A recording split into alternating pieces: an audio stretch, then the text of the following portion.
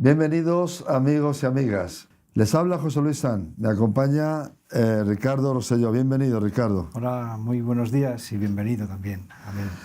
Hoy vamos a tocar un tema muy especial. Nadie duda de que hay una crisis que coge el continente europeo de norte a sur, de este a oeste. Pero que esa crisis también va hacia los países americanos y, cómo no, de rabiosa actualidad, el Oriente Medio y especialmente la zona de Israel. Pero nos vamos a centrar en Europa. Hace unas semanas se celebraba algo que para muchos no les dice nada, y fue un aniversario de la Reforma Protestante allá por el año 1517, que fue llevada por un monje agustino. ¿Quién no ha oído hablar de Martín Lutero? Cuando en una de las iglesias plantó allí, frente a unas situaciones que no entraban, no cabían en ningún lugar de la palabra de Dios, y mucho menos en un abuso al pueblo sencillo y llano de Europa. Vamos a hablar de esa reforma, pero no nos vamos a quedar anclados en la teología, ni tampoco nos vamos a quedar anclados en la historia. Arrancaremos de la historia para desembocar en la Europa de hoy. ¿La Europa de hoy tiene algo que aprender de la Europa del 1517? ¿Podemos llegar a un paralelo y sacar algunas enseñanzas? Creemos que sí. Por eso aquí está nuestro hermano y amigo Ricardo Rosselló. Ricardo, dime, ¿qué fue lo que se llama la reforma de Lutero? Pues la reforma de Lutero, sinceramente, fue algo que se le escapó incluso al mismo Lutero, ¿vale? Porque Lutero, cuando un buen día, Lutero es un fraile agustino, ¿no? Un buen día se va y pone las 95 tesis en la puerta de la iglesia del Palacio de Wittenberg, ¿vale? No sabe el efecto eso que va a tener después, ¿no? Él simplemente parecía una discusión, lo que quería abrir es un debate teológico, quería ver un debate académico en todo caso, ¿no? Pero nunca pensaba que iba a tener esa traslación a la sociedad que después iremos viendo cómo se va desarrollando. Es decir, se le escapó a su intención, ¿eh? Y ese es el primer planteamiento, que tuvo unas consecuencias después políticas, tuvo consecuencias económicas, tuvo consecuencias culturales, tuvo consecuencias sociológicas, tuvo una serie de consecuencias que no era capaz. Mira, fundamentalmente nace frente a lo que en aquel momento histórico la Iglesia hacía, lo que son las indulgencias, ¿va? ¿Qué eran las indulgencias? Las indulgencias eran una especie de impuesto teológico, por definirlo de alguna manera. ¿Pero quién puso ese impuesto teológico? Ese impuesto lo puso la Iglesia católica en aquel momento, que era la Iglesia universal. Católica, ¿no? Romana. La católica romana, que era la universal. Se planteaban ahí una serie de financiación, fundamentalmente era para financiar lo que hoy conocemos como el Vaticano, ¿vale? Y era para financiar algunos chanchullos también. También se financiaban chanchullos. Tú date cuenta que en aquel momento, y después lo vamos a expresar, el papado ponía reyes y quitaba reyes. El papado influía en la política internacional, en la geopolítica que podemos denominar, ¿no? Entonces, pues se compraban voluntades. Los reyes compraban voluntades papales, ¿no? Entonces necesitaban dinero. Entonces, ¿qué es lo que hacían? Pues se inventaron las indulgencias. Ese impuesto teológico siempre llegaba al pobre, llegaba a la ciudad, llegaba a aquella ciudad medieval, imagínatelo, pestes, enfermedades, imagínate todo ese entorno, ¿no? Pues además llegaba uno con las indulgencias. En este caso había un señor que vendía indulgencias, ¿no? ¿Vale? Stetzel, se llamaba Stetzel, ¿vale? Y Stetzel, que era alemán, decía: cada vez que una moneda entra en el cofre, un alma del purgatorio se libera. Sí. Claro, eso era el impuesto. Pensaba la gente que pagando las indulgencias iba a conseguir la salvación. De alguna manera estaba comprando la salvación. Se comercializaba el sacrificio de Cristo en la cruz. Así es. se comercializaba y se comercializaba, y además parecía que estaban convencidos que haciendo ese esfuerzo económico, a pesar de todos los esfuerzos que tenía del día a día para esta gente de la clase baja, pues además de ese esfuerzo pensaba que pagando de lo poco que tenía se iba a salvar, que su alma se iba a salvar, o la de él o la de sus familiares. Por tanto, ahí es donde Lutero intenta, bueno, vamos a ver aquí qué es lo que pasa, vamos a hacer un debate. Nunca pretendió separarse de la Iglesia Católica, nunca pretendió hacer una revolución ideológica, una revolución teológica, sino lo que pretendió es abrir un debate para que un poco la Iglesia entrase en razón, ¿no? O sea, la actitud de Lutero lo que hizo que provocó una, entre comillas, una revolución sin armas, una revolución social, espiritual, económica en Europa. Por eso se le llegó a llamar a esta revolución, en aquel tiempo Lutero, la Europa de las luces. Sí, efectivamente, tú date cuenta que frente a la sociedad medieval, una sociedad cerrada, una sociedad donde el poder político y el poder religioso están unidos, una sociedad autoritaria, ¿vale? Pues vamos a ver cómo, por decirlo de alguna manera, cómo el aparato teológico del reformismo va cambiando la sociedad. Va cambiando la sociedad, va cambiando las leyes, van naciendo nuevas naciones, que hablaremos de ello, van naciendo nuevas constituciones, incluso tiene algunos efectos también, como es también la Carta de Derechos Humanos. La Carta de Derechos Humanos es fundamentalmente una consecuencia también del reformismo. Del reformismo de Lutero. Exacto. Mira, los cristianos, y después también lo vamos a decir, cuando Lutero reforma, busca tanto esa igualdad, que después diremos igualdad en la fe, igualdad en la gracia, igualdad en muchos temas que vamos a hablar, pero también hace una igualdad en la ley. Y como consecuencia sale aquello que se denomina sujeto de derechos humanos. El ser humano, por el hecho de nacer, es sujeto de derechos. Pero es que el cristiano, por el hecho de nacer, es sujeto de gracia. Por nacer de nuevo. Claro, es sujeto de gracia. ¿Por qué? Porque entonces, si el cristiano es sujeto de gracia, que es fruto de ese reformismo teológico, que después explicaremos, significa que cualquiera de nosotros podemos alcanzar la gracia. Ya no hace falta ser un sacerdote, ya no hace falta ser un aladid del espiritualismo, ya no hace falta ser lo mejor de lo mejor, sino que cualquiera de nosotros, como tú dices, que nazca de nuevo, acepte a Cristo en su vida, puede ser sujeto de esa gracia.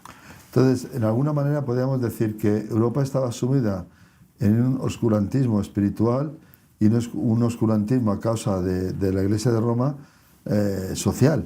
Y Lutero planta esas tesis porque viaja a Roma también, ve lo que hay allí, ve lo que ocurre. Se dan casos hasta que en la historia hay hasta 3 papas a la vez. De hecho, en España hay un castillo que yo he visitado del Papa Luna. Sí, por ejemplo, que bueno, a partir de ahí en la zona del Levante y todo esto. Correcto. Y estamos hablando de que esa Europa de sombras de repente empieza a ser iluminada por algo grandioso que es la revelación de la palabra de Dios. Efectivamente, que está... ¿Cuál es el texto central que descubre Lutero para empezar ahí? Creo que está en Romanos, ¿no? Sí. Que dice que el justo por la fe vivirá. Efectivamente, Romanos 1:14, que aparte que viene como también consecuencia del Antiguo Testamento en Habacuc, ¿no? El justo por la fe vivirá, ¿no? Pero cuando Lutero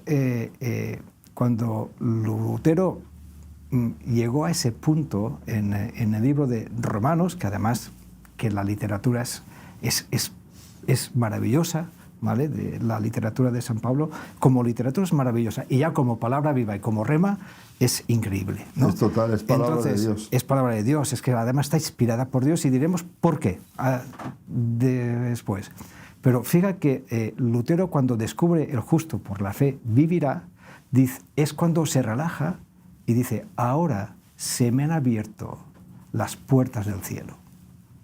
Ahora, en estos momentos, cuando descubre el justo por la fe vivirá, Es decir, ahora se me han abierto las puertas del cielo. O sea, que Lutero era un alma, en alguna forma también, Estaba atormentado. cautiva en su propio tormento en cuanto a la respuesta a dónde voy cuando muera. Correcto, correcto. Bien, y de repente Lutero planta esas tesis y empiezan las cosas a cambiar. Y Europa entonces empieza a salir de las sombras de una religión papal y de unas imposiciones que en ningún lugar de la Biblia están, y empieza la luz de Europa.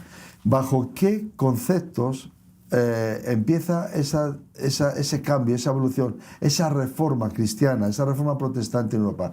Creo que hay 5 fundamentos, ¿no? Correcto, así es, así es. Mira, fundamentalmente todo este sistema teológico, todo por decirlo de alguna manera, este aparato teológico, se sintetiza en 5 solas, ¿no? En las famosas solas, ¿no? Estamos hablando de la sola scriptura en latín, ¿verdad?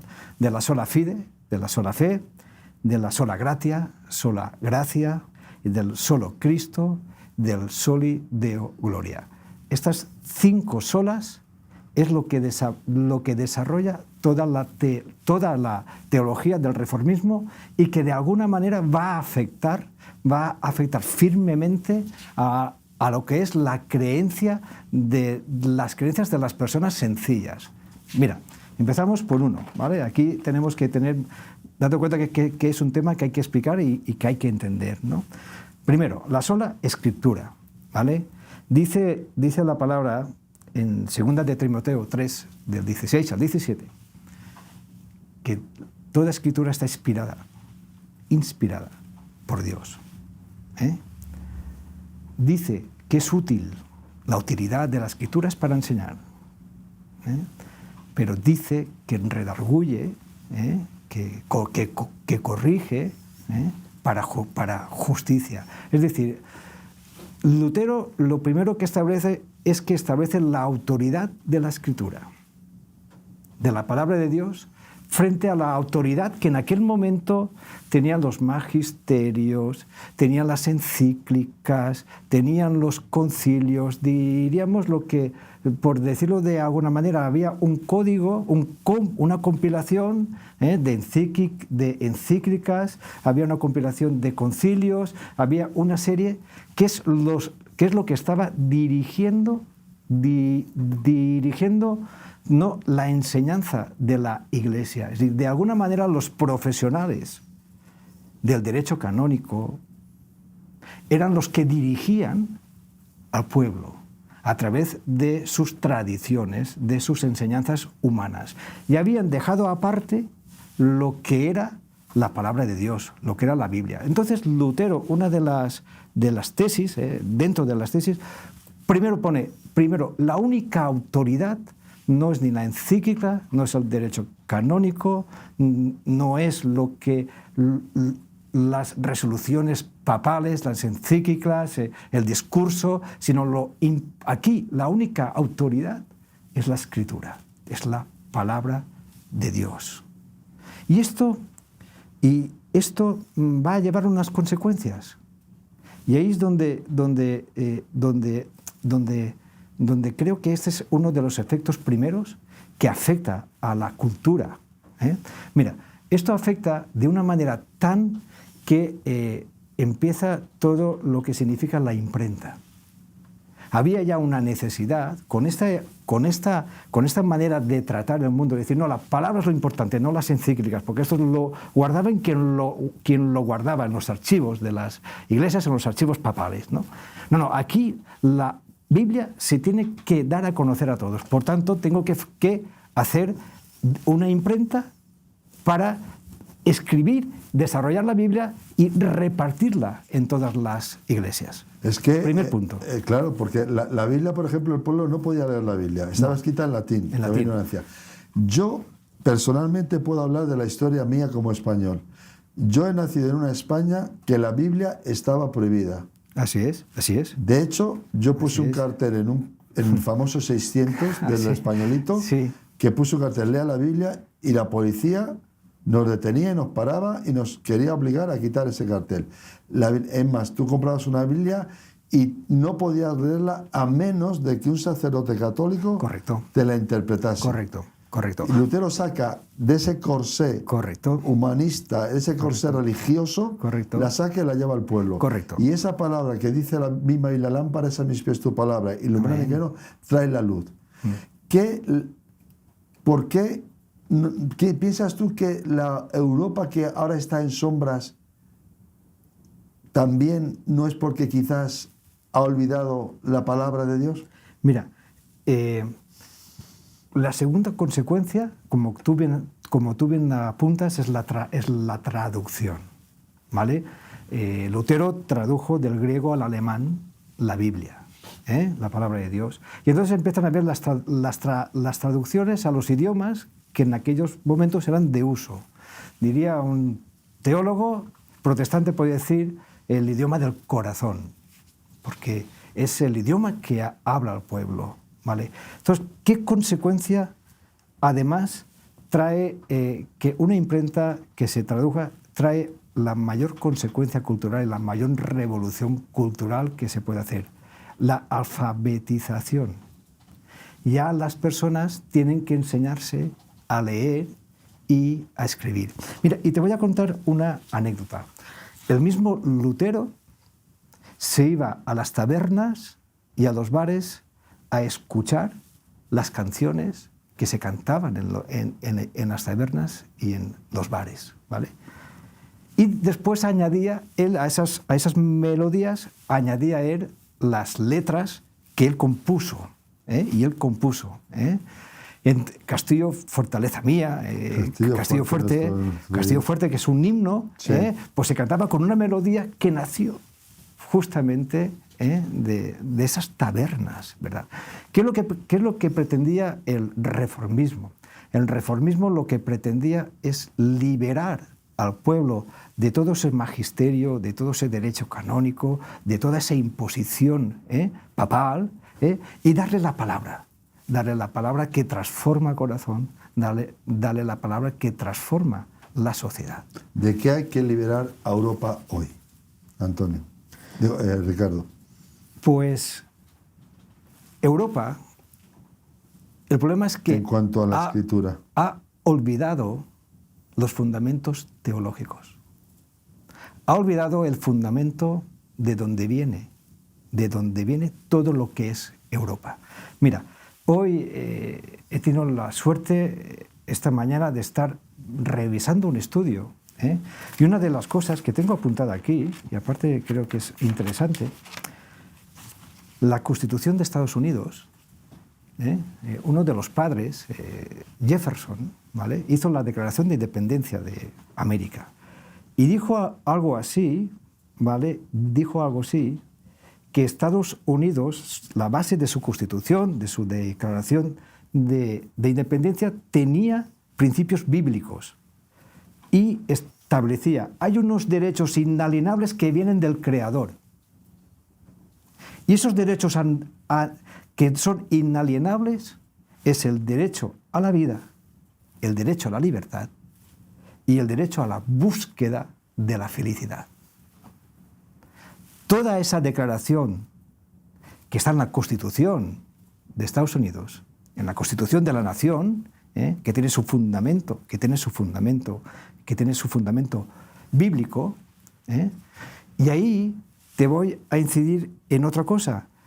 Todos los que emigraron europeos, que venían de sociedades reformadas y reformistas, el 70 y el 80% de los que iban a Estados Unidos sabían leer y escribir.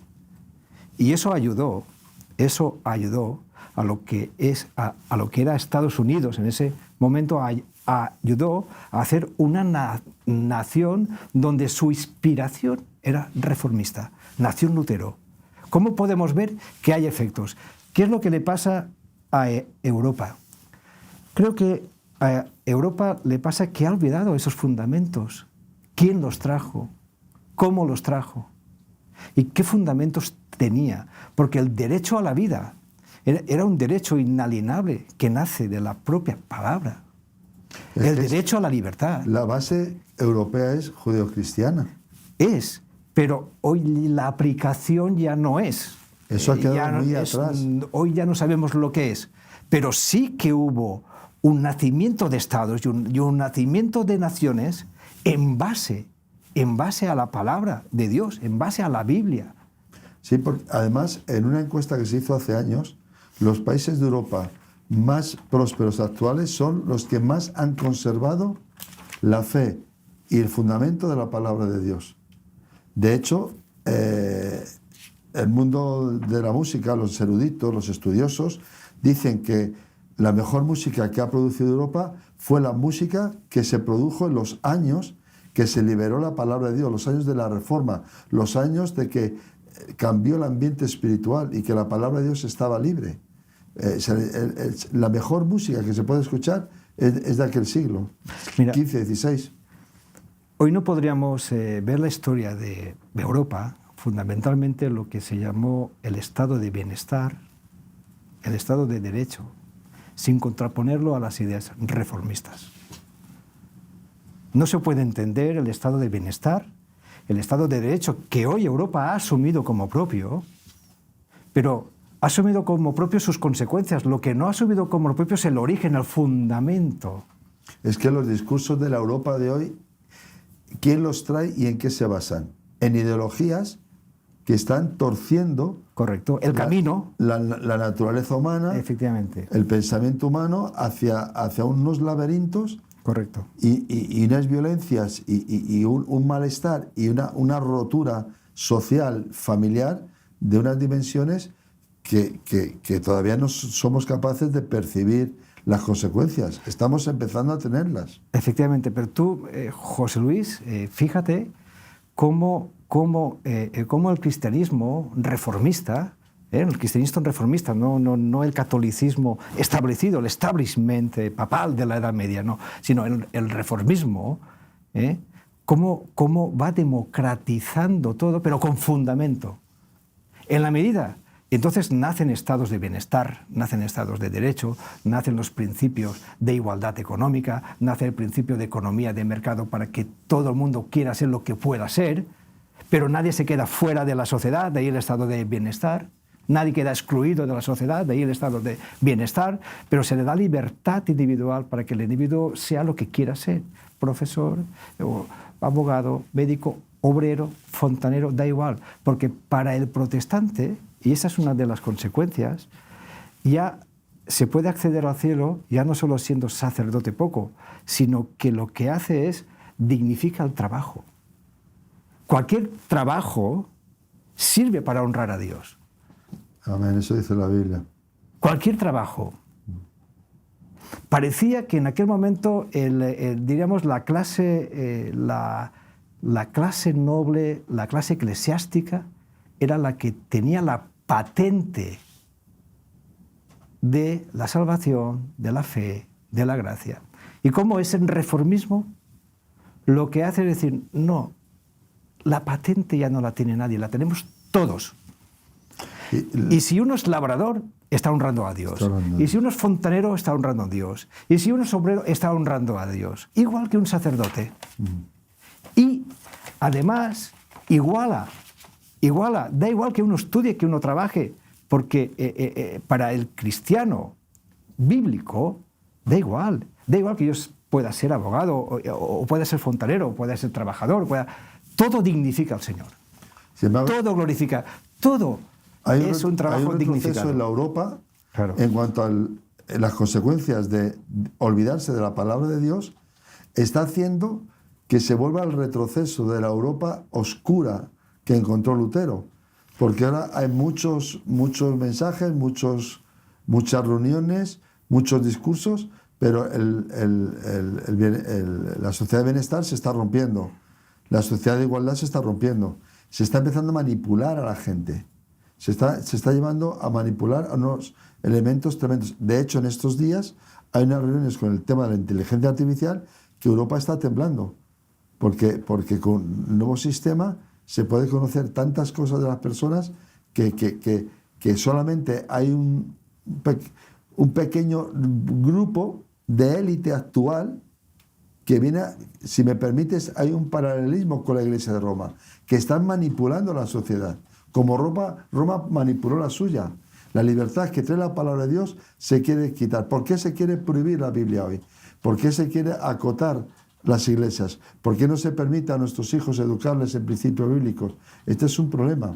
Pues todo ello a las sombras. Todo ello en la medida que todo lo que fundamentó el estado de bienestar, todo lo que fundamentó el estado de derecho que nace de la voluntad, de la palabra de Dios, de los reformadores, ¿vale? Y nace en ese sentido, pues todo ello, si se quita fundamento, ¿qué queda? Arena. Arena. Entonces, en la arena, ¿qué se puede hacer? Nada. Lo que quiera uno. Dibujitos de niño en la playa. Lo que quiera uno, y los viene borra. una y los borra. No hay fundamento. No hay fundamento. No hay fundamento. Mira, una de las cosas que revolucionó Lutero, cuando hablamos de solo fe, ¿vale? Entramos ya ahora en esta otra sola, sobre la fe. Sobre porque la fe. estamos en una Europa sí. que es todo menos fe. Todo menos fe. ¿Cuál es el fundamento de la fe y cuál fue el efecto de volver Europa a la fe en Dios? Ahí hay un cambio. Ahí hay un cambio del deber ser al ser. ¿Vale? En la época donde el Papa es el emperador, el Papa es el rey, el Papa es el que dice las encíclicas, el que decreta leyes, etcétera, tal, uno, para ser salvo, porque la fe está unida a la salvación, ¿vale? Uno, para ser salvo, tenía que comprar reliquias, comprar indulgencias, tenía que esforzarse en hacer, tenía que y no llegaba. Y entonces dice, no, ahora indulgencias, por lo menos cada vez que mi familiar mete un durito en él, yo voy ascendiendo hacia el cielo. Qué cosa más dura. Entonces tuvo que venir al reformismo y decir la frase que tú has dicho, el justo por la fe vivirá. Que es una frase revolucionaria. ¿Por qué? Porque yo sigo, por fe, sigo a Dios y sigo a Cristo y sigo la obra de Cristo. Él hace mi obra. Por tanto, yo soy salvo porque sigo a Cristo, yo soy salvo porque sigo la obra de Cristo. Es decir, yo soy santo no porque deba ser santo, sino porque mis actos fluyen del ser, fluyen de mi santidad. Yo soy salvo porque doy frutos de salvación. Mira, la palabra, y esto es importante porque aquí uno de los debates teológicos que yo he visto últimamente se puede definir de una manera muy sencilla. La salvación viene del latín salus. Y salus tiene dos connotaciones. Por una parte tenemos la salvación, que lo consideremos algo eterno, como un valor eterno, pero por otra parte tenemos la salud. Significa que parte de la salvación empieza aquí y ahora. Parte del reino de Dios empieza aquí y ahora. Yo soy salvo en la medida de que mis obras dan ese espíritu de salvación. Y cuando me equivoco, vuelvo a la cruz de Cristo. Porque yo a quien sigo es a Cristo. Y donde no puedo llegar yo, voy a la cruz de Cristo. Y así consigo mi camino de salvación. No es que tenga que ir corriendo, haciendo cosas, limpiando santos, yendo a las iglesias, aquí, allí, comprar indulgencias, comprar reliquias. No. Es creer en la obra de Cristo. Es creer en la obra de Cristo. En la Europa actual no cree en la obra de Cristo. No cree. De hecho, van en contra, la niegan. Exacto. Entonces, de facto. Entonces uno de los problemas que podemos encontrar en la Europa de hoy es fundamentalmente esa crisis de fe. Y fundamentalmente esa crisis de fe en Dios, en su palabra y evidentemente en la obra de Cristo, porque Él ya hizo nuestra obra de salvación. Lo único que tenemos que hacer es sumarnos a esa obra de salvación, a un camino que para nosotros es angosto. Para nosotros es angosto, pero ya dice la palabra que mis pensamientos no son mis pensamientos, ni vuestros caminos mis caminos. Esforzaros, que yo os ayudaré. Porque es que esa es la diferencia. Una sociedad sin fe, una Europa sin fe, está en oscuridad. No tiene esperanza, no tiene un fundamento. ¿En qué cree? ¿En qué hay sólido? La política no es sólida, la economía no es sólida. El discurso actual de grupos de presión y tal no son sólidos. Entonces, la Europa actual que está en sombras debe entonces de volver a la fe que un día trajo luz a nuestro viejo continente, Claro. que es la fe en el Hijo de Dios y en la obra redentora de Cristo. Eso es. También, como tú decías al principio, igualando a los hombres, Claro. porque todos somos iguales delante de Dios. Así no es. es por obras, No, no es por dinero, sino es por... no es por categoría profesional ni Y social, y ahí entramos, es por la fe en el Hijo de y Dios. ahí entramos, qué bueno que entremos en la sola gracia. Otro fundamento. Amén. Es importante porque entonces ahí nos iríamos a la palabra de Dios, nos iríamos a Efesios 2, 8, 9, ¿vale? Que dice, por gracia sois salvos. Amén. Que lo que estábamos diciendo. Por gracia sois salvos por medio de la fe, que es un don de Dios. No por obras. Lo que estábamos diciendo. No es que yo tenga que hacer obras constantemente, tenga que comprar indulgencias, tenga que pagar impuestos teológicos, tenga que para conseguir la salvación. No. No. Tú tienes la gracia. Don ya te ha dado la gracia de la salvación. Lo que tienes que hacer es ejercerla. ¿Cuál es el corazón,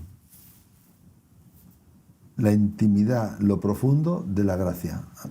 Ricardo. Mira, así, sí, palabras sencillas. Mira, si caminamos en la gracia, ¿cuál es el fruto de la gracia? La gratitud. Cuando yo camino agradecido, siempre, y así lo dice la palabra, camino en la gracia. Cuando yo camino fuera de la gracia, soy un desgraciado. Y no es un insulto. Sí, no pretende ser un insulto. Es una situación. Es una situación objetiva. No tengo gracia, soy un desgraciado cuando no camino con la gracia, que se me da gratuitamente.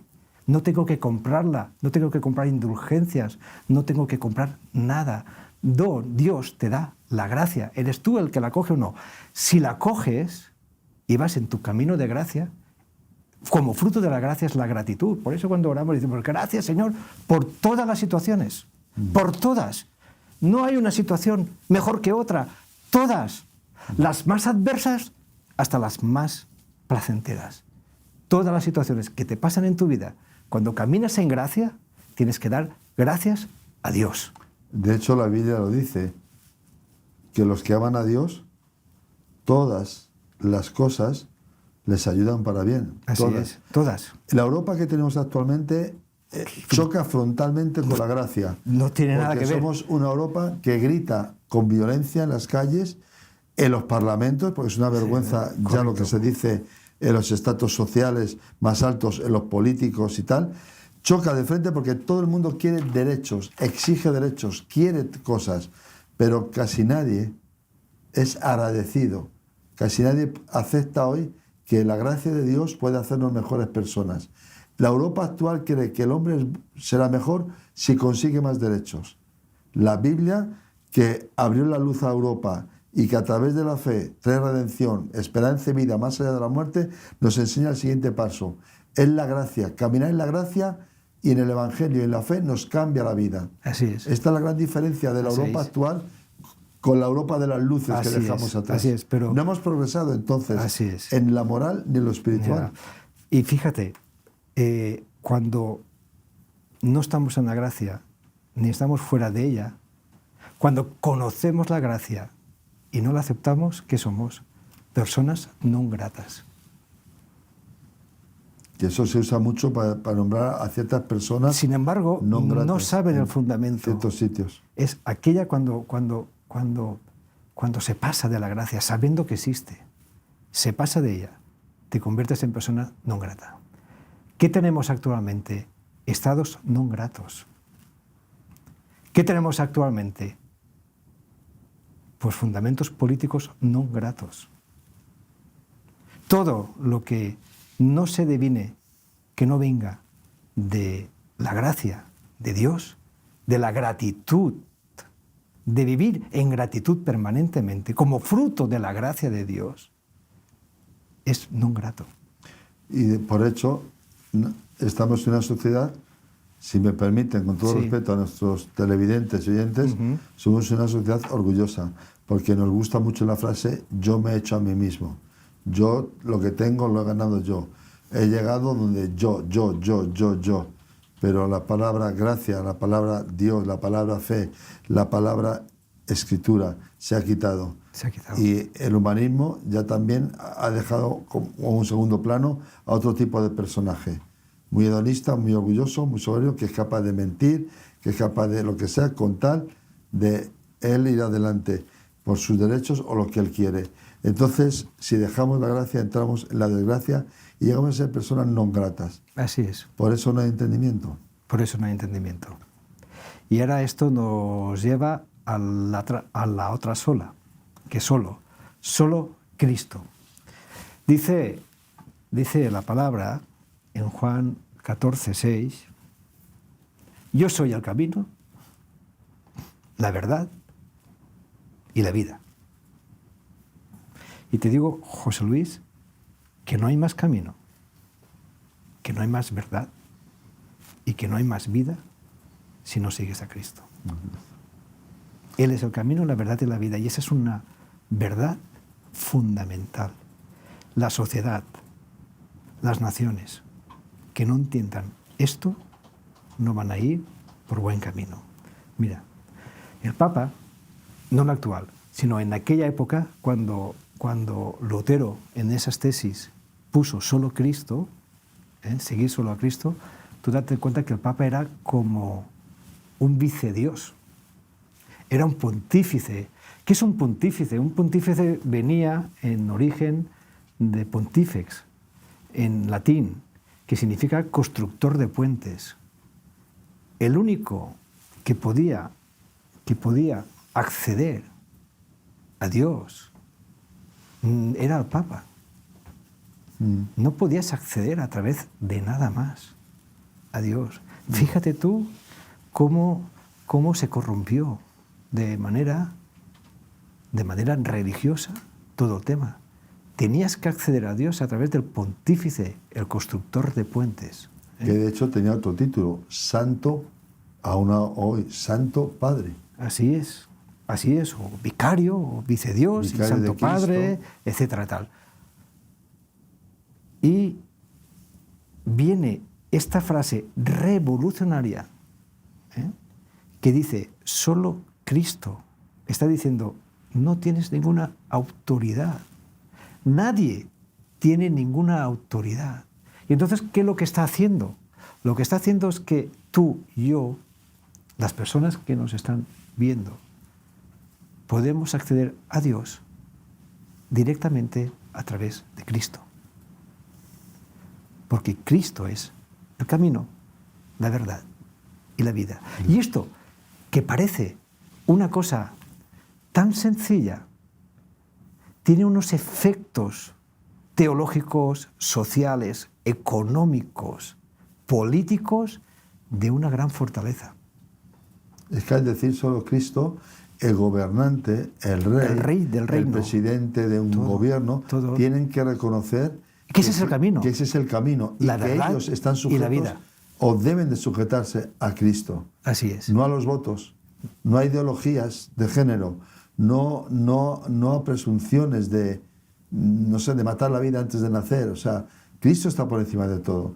Y esta Europa que ha abandonado a Cristo es la Europa que está entrando en las tinieblas. Fíjate. Otra vez, en la oscuridad. Claro. Volvemos al siglo XV, cuando antes de Lutero, una Europa en tinieblas. Viene el Evangelio con toda su fuerza. Y empieza a cambiarlo todo. Y cambia la luz. Y ahora Europa empieza a olvidarse de los principios bíblicos, los principios de aquella reforma, y empieza a entrar otra vez en el oscurantismo, en las sombras. Porque Cristo no figura en ningún lado. De hecho, se quita de las escuelas, se quita de los lugares, se quita de tantos y tantos sitios. Así es. Y se le combate, además. Así es. Se le combate. Y se le combate. Así es. Pues tú imagina lo importante. Lo importante es seguir el camino, la verdad y seguir la vida. Y esto nos da a la otra sola. Soli Deo Gloria.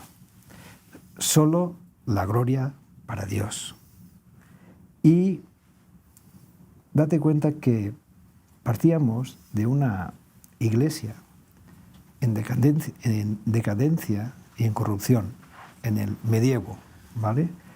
Cómo el lujo, cómo el oro equivalía al honor, cómo los papas y cómo hacían verdaderas arquitectónicas de riquezas. ¿Cómo? ¿Por qué? Porque tenían que demostrar que la gloria era de ellos. Tenían que demostrar que la gloria era de ellos, el honor era oro. Todo toda la pompa que se demostraba era porque ellos tenían la gloria, le habían robado la gloria a Dios. Y entonces tiene que venir esta frase de darle solo la gloria a Dios, que la palabra así lo expresa.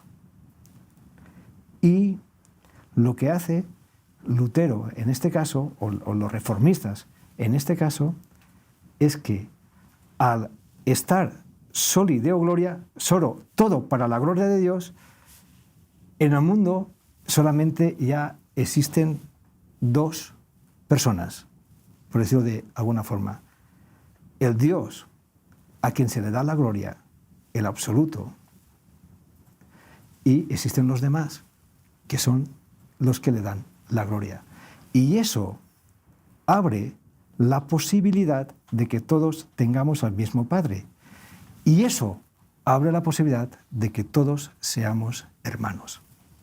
De hecho, la única creencia religiosa, si me permite la expresión, Amén, que llama a Dios Padre es el cristianismo, y nace de la boca de Jesús. Cuando los discípulos piden a Jesús: Señor, queremos aprender a orar. Y Jesús dice: vosotros oraréis así: Padre nuestro, que estás en los cielos. Entonces, sin embargo, la Europa que está sumida en estas sombras, en estas crisis sociales y morales, y nadie lo puede negar, es simplemente porque busca su propia gloria, busca su propio camino, busca en las calles se puede oír el grito ese de orgullo: somos, el cuerpo es mío, puedo hacer lo que quiera con él. No tengo que dar cuentas a nadie. Yo soy mi propio Dios, yo soy mi propio Señor. El eslogan famoso: ni Dios, ni patria, ni amo. O sea, unas consecuencias tan radicales que se han metido en la piel de la Europa actual, que la estamos llevando a las sombras. Porque el que quiere llevarse la gloria desde antiguo es el diablo. Y de ahí vendrá el espíritu del anticristo, que está ya operando en Europa, a través de ciertos lobbies, a través de ciertos movimientos, para llevarse ellos la gloria y la manipulación, y manifestarse como dioses. Porque de ahí viene la palabra anticristo, ponerse en el lugar de Cristo. ¿Qué futuro le espera a esta Europa tan sombría al abandonar estas 5 solas: Escritura, fe, gracia, Cristo? Pues en política, cuando dicen, hay una frase que se utiliza mucho, ¿no? Aquel que pierde el origen, pierde su identidad. Desidentificar a Europa, ¿vale? Desidentificar los estados, desidentificar el origen de lo que fue la Europa. Si tú la desidentificas, pierdes la identidad. Y cuando una persona, cuando un estado, cuando una nación, cuando lo que sea, pierde su identidad, cuando pierde su origen y pierde su identidad, empieza a navegar por mares que no saben dónde le van a llevar, porque no tiene conciencia de su origen, no tiene conciencia de su identidad. Mira, es muy importante para un cristiano, cuando se enfrenta a cualquier adversidad, saber de quién es hijo. Soy hijo de Dios, soy hijo de Rey. Vendrán 1000 adversidades, pero yo sé que tengo la victoria, porque tú sabes que perteneces a un reino, a una nación, que la identidad es Cristo, y que Cristo nunca pierde, sino Cristo tiene la victoria. Por eso la palabra muchas veces expresa, acuérdate de dónde vienes. Mira el pueblo de Israel, acuérdate de dónde vienes, porque yo te di la tierra, te lo di todo. Y tú perdiste el origen y perdiste la identidad. Estamos en Europa sin identidad. Sí, nosotros lo que Total. hacemos es idolatrar, porque ya estamos cayendo en un pecado de idolatría. Idolatramos otros dioses, sea el dinero, sea el vicio, sea lo que cada uno pueda entender. Pero si idolatramos cualquier factor de nuestra vida y nos olvidamos de Dios, hemos perdido el origen y hemos perdido la identidad. Ya no estamos en el reino de Dios, porque pertenecer al reino de Dios es un origen y es una identidad. Si ya no pertenecemos al reino de Dios, ¿a qué reino pertenecemos? ¿A qué valores pertenecemos? ¿A qué principios pertenecemos? Si cuando Cristo vino, y eso la Reforma lo hizo bien, Cristo dijo, este es el propósito por el cual he venido, a extender el reino de Dios. Este es el propósito por el que he venido, así lo dice la palabra. Y empieza a leer la profecía de Isaías. Y hace sujetos de derechos, por lo tanto sujetos de la gracia, del reino de Dios. Porque eso es formar parte del reino de Dios. Ese es el origen, esa es la identidad, porque eres sujeto de gracia. Ese es el origen. Y hace sujetos de gracia a los pobres, a los quebrantados, a los presos. ¿Qué está diciendo ahí Cristo? ¿Qué está expresando? La humildad, tu sencillez, tu identidad, que vayas a Él, que Él tiene el camino, que Él tiene la verdad, que Él tiene la vida. Al final, si las naciones no se quebrantan, no pueden acceder al camino. Y eso lo hemos visto en la historia bíblica muchísimas veces. Qué importante es no perder la identidad. Si sabemos que el reino de Dios es un reino que ya está, y que nosotros formamos parte de ese reino, y como consecuencia tenemos la identidad de ese reino, actuemos como buenos hijos de Dios, actuemos de acuerdo a nuestra identidad, que eso es la sola gracia, que eso es la sola fe, que eso es que es muy fácil el Evangelio. Es muy sencillo. Es muy sencillo. Y se entiende. Mira que para llegar a esta conclusión tan sencilla hemos partido a lo mejor de las cosas más complejas, pero al final todo lo que hemos dicho se resume en origen y en identidad. ¡Qué bueno! El Evangelio es para el pobre, para el rico, para el blanco, para el negro, para el todos. intelectual y para el que está aprendiendo a leer y a escribir. Así es. Estamos llegando al final. Ricardo, ¿quieres compartir algo más? Sí, vamos a añadir una sexta. Una sexta. Bueno, pues ahí está tu cámara. Amén. Tienes Muy un bien. par de Muchas minutos. Iglesia siempre reformada es. La Iglesia se tiene que reformar constantemente. Teniendo el origen claro y teniendo la identidad clara, la Iglesia es el agente de desarrollo del reino de Dios. Tiene que tener esa identidad, es el agente del reino de Dios. Es el agente que en un mundo actual, que en una sociedad actual, es capaz de transformar primero el corazón de la persona, después el corazón de las comunidades, para después transformar el corazón de las sociedades. Por eso, nosotros tenemos que estar reformándonos siempre para no caer en ninguna decadencia, sabiendo siempre cuál es nuestro origen y cuál es nuestra identidad. Amigos, hemos hecho un viaje en la tertulia de hoy. Partimos en el siglo XV, estamos en el siglo XXI. El Evangelio entró en una Europa en sombras y en tinieblas. Europa hoy está en muchas sombras y muchas tinieblas.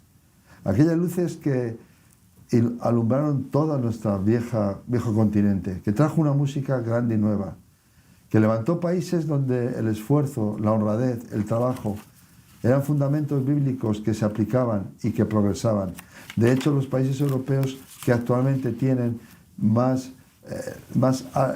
sociedades más altas son aquellos que aún conservan más cerca sus fundamentos en la palabra de Dios. La palabra de Dios no es para gente ignorante. La religión quiere que el mundo sea ignorante, por eso no quería que el pueblo leyera la Biblia. Pero cuando la imprenta apareció, el primer libro fue la Biblia, el que se imprimió. El Evangelio también prendió en capas grandes de la sociedad. Ustedes pueden leer un libro famoso de un gran novelista español, Miguel Delibes, El hereje. Se van a ver cómo prendió el Evangelio en una sociedad alta en España. Una de las reinas de Navarra era cristiana evangélica.